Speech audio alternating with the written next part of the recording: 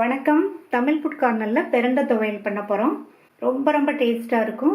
பிரண்டையில் நிறைய மருத்துவ குணங்கள் இருக்கிறதுனால உடம்புக்கு ரொம்ப நல்லது. எல்லா சீசன்லேயும் பிரண்டை கிடைக்காது. கிடைக்கும் போது இதை வாங்கி துவையலாவோ சட்னியாவோ செஞ்சு வாரத்துக்கு ஒரு தடவையோ 2 தடவையோ சாப்பிட்டோம்னா ஹெல்த்துக்கு ரொம்ப நல்லது. இப்போ இந்த துவையலை எப்படி பண்ணுறதுன்னு பார்க்கலாம். இது வரைக்கும் நம்ம சேனலை சப்ஸ்கிரைப் பண்ணாதவங்க சப்ஸ்கிரைப் பண்ணிவிட்டு பக்கத்தில் உள்ள பெல் பட்டனையும் கிளிக் பண்ணிக்கோங்க. ஒரு கட்டு பிரண்டையை 2 தடவை க்ளீன் பண்ணி வச்சுருக்கேன். பிரண்டை வாங்கும்போது பிஞ்சு பிரண்டையாக கேட்டு வாங்கிக்கோங்க. முத்தலான பிரண்டையை வாங்கினீங்கன்னா அதில் அரைக்கிற துவையல் நாராக இருக்கும், வேஸ்ட் ஆயிரும். இப்போ இந்த பிரண்டையை க்ளீன் பண்ணிடலாம். பிரண்டையை க்ளீன் பண்ணுறதுக்கு முன்னாடி 2 கையிலையுமே இந்த மாதிரி நல்லெண்ணெய் அப்ளை பண்ணிக்கணும். இப்போ க்ளீன் பண்ணிடலாம். பிரண்டையில் உள்ள இலைகளை எடுத்துட்டு இந்த பகுதி பிஞ்சாக இருக்குது. பிஞ்சுன்னா நமக்கு நல்லா ஒடிக்க வரும்.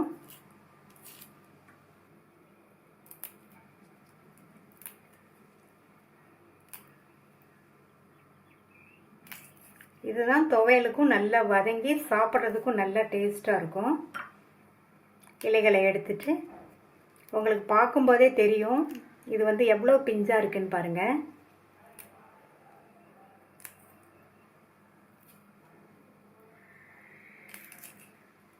அடிப்பகுதி ரொம்ப முத்தலாக இருந்தால் அதை விட்டுருங்க. இது ரொம்ப முத்தலாக இருக்குது. நீங்கள் பிரண்டை வாங்கும்போது பார்த்தாலே தெரியும். இந்த மாதிரி முத்தலாக இருந்ததுன்னா இந்த மாதிரிலாம் இருந்ததுன்னா அதை வாங்காதீங்க. அது ஒடிக்கவும் வராது. இதில் அரைக்கிற துவையலுமே நாராக சாப்பிட முடியாமல் வேஸ்ட் ஆயிரும். இந்த மாதிரி இலைகளை எடுத்துட்டு எல்லா பிரண்டையும் நம்ம க்ளீன் பண்ணிடலாம். பிரண்டையை க்ளீன் பண்ணி முத்தலெல்லாம் ஒதுக்கிட்டு பிஞ்சு பிரண்டையாக எடுத்து வச்சாச்சு.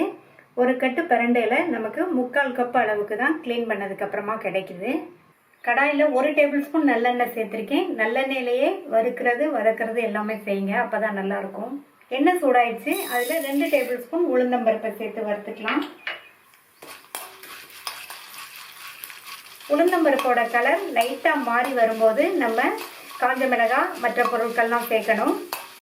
பருப்போட கலர் மாறிடுச்சு பாருங்க.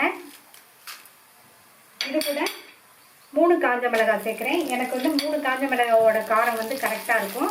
உங்களுக்கு வேணும்னா நீங்கள் அதிகமாக சேர்த்துக்கங்க. அது கூட 10-12 சின்ன வெங்காயம், 5-6 பூண்டு இதையும் சேர்த்து வதக்கிக்கலாம். குடும்பமான அளவு சின்ன வெங்காயம் இருந்தால் சேர்த்துக்கங்க. சப்போஸ் இல்லைன்னா நீங்கள் பெரிய வெங்காயம் சேர்த்துக்கங்க. ஒரு மீடியம் சைஸ் பெரிய வெங்காயத்தை கட் பண்ணி சேர்த்துக்கங்க. இது கூட கொஞ்சமாக கறிவேப்பிலை, அதுக்கப்புறமா புளி சேர்க்கணும். புளி சேர்த்தா தான் இந்த துவையல் நம்ம சாப்பிட முடியும்.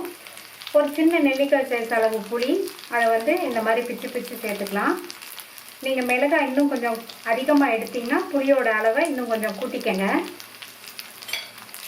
இதையும் வதக்கி விட்டுக்கலாம். சேர்த்த எல்லாமே நல்லா வதங்கிடுச்சு. புளியுமே நல்லா வதங்கிடுச்சு.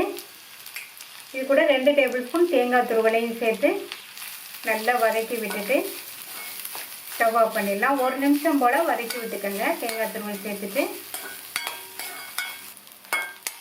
தேங்காய் துருவலையும் சேர்த்து 1 நிமிஷம் வதக்கியாச்சு. இப்போ இது எல்லாத்தையுமே மிக்ஸி ஜாரில் எடுத்து வச்சு ஆற விட்டுறலாம். அதே கடாயிலே 1 டேபிள் ஸ்பூன் நல்லெண்ணெய் சேர்த்துருக்கேன். இந்த பிரண்டையை சேர்த்து வதக்கிக்கலாம். பிரண்டையை லேசாக வதக்கக்கூடாது, நல்ல சுருள வதங்கணும். அப்போ தான் நமக்கு துவையலும் நல்லா டேஸ்ட்டாக இருக்கும். பிரண்டையோட அரிப்புத்தன்மை கொஞ்சம் கூட தெரியாது. நல்லா சுருள வதக்கிக்கலாம். பிரண்டையோட பச்சை கலர் மாதிரி நல்ல சுருள வதங்கணும். இது வதங்கிறதுக்கு கொஞ்சம் டைம் ஆகும். அதனால் பொறுமையாக வதக்கணும். எண்ணெயும் கொஞ்சம் அதிகமாக சேர்த்து வதக்கிக்கணும். இந்த பிரண்டை உடம்புக்கு ரொம்ப நல்லது. மெயினாக எலும்புக்கு ரொம்ப நல்லது. ஃப்ராக்சர் ஆனவங்களுக்கெல்லாம் இந்த பிரண்டை சேர்த்தோம்னா அந்த எலும்பு முறிவு வேகமாகவே சரியாயிரும். பிரண்டை நல்லா சுருள வதங்கிடுச்சு பாருங்கள். கண்டிப்பாக இந்த மாதிரி வதக்கிக்கங்க. இதையும் எடுத்து மிக்ஸி ஜாரில் சேர்த்துடலாம். இப்போ நல்லா ஆறிடுச்சு. இதுக்கு தேவையான அளவு உப்பு, தேவையான அளவு தண்ணி சேர்த்து நைஸாக அரைச்சிடாம லேஸ் கொரப்பாக அரைச்சிக்கலாம்.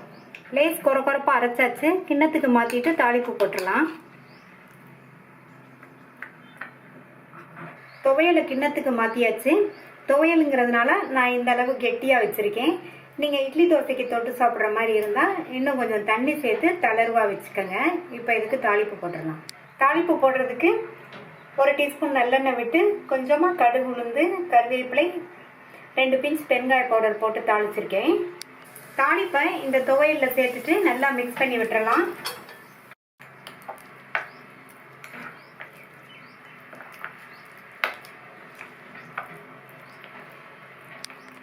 ரொம்ப ரொம்ப டேஸ்டான மருத்துவ குணம் மிக்க பிரண்டை துவையல் ரெடி.